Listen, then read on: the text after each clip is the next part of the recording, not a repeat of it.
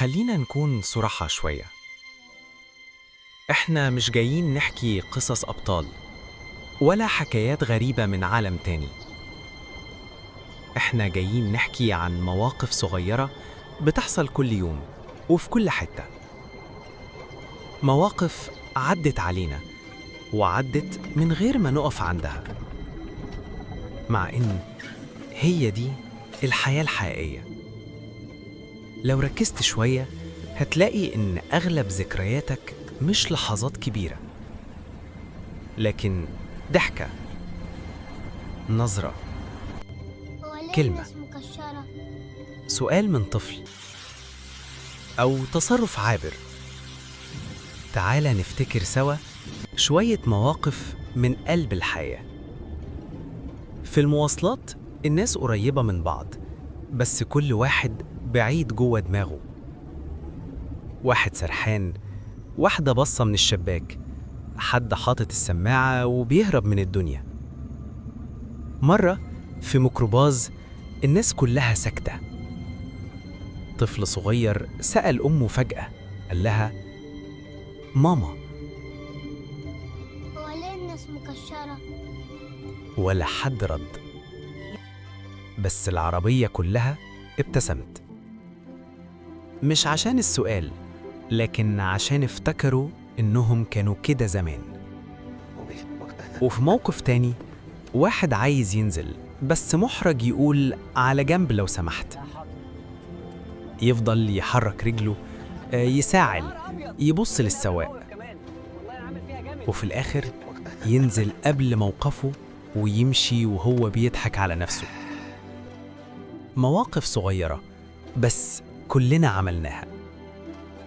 البيت أكتر مكان مليان حكايات، وأكتر مكان مش بنلاحظ اللي بيحصل فيه.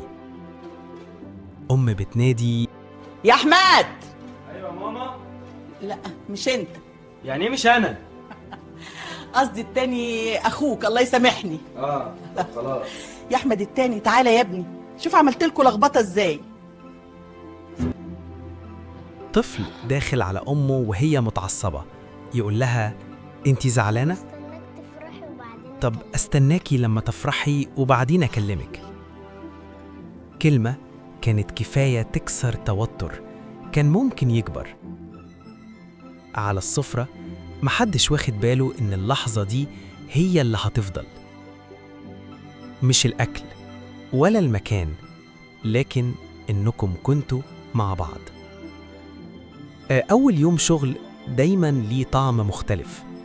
قلبك بيدق، إيدك بتعرق، وبتسأل نفسك: هو أنا ينفع هنا؟ كلمة حد قالها من غير ما يقصد فضلت معاك سنين. وحد تاني مد إيده وساعدك من غير ما يعرف إنه غير يومك. في اجتماع حد قال رأيه والقعدة كلها سكتت، مش عشان غلط، لكن عشان جرأة. مواقف بسيطة بس بتعيش جوه الذاكرة. أغلب حاجة في الحياة إن أوقات أقرب موقف إنساني يجي من حد ما تعرفوش. حد فتح لك باب، حد ابتسم لك، حد قال لك اتفضل. مرة شخص غريب شاف حد تايه، وقف وساعد ومشي، ولا حتى استنى شكر. ناس كتير عدت من حياتنا ثواني بس سابوا أثر، مش عشان عملوا حاجة كبيرة، لكن عشان كانوا بني آدمين وبس. يمكن ولا موقف من اللي اتحكوا يكون قصة عظيمة، بس لو فكرت هتلاقي إن حياتك كلها متكونة من اللحظات دي.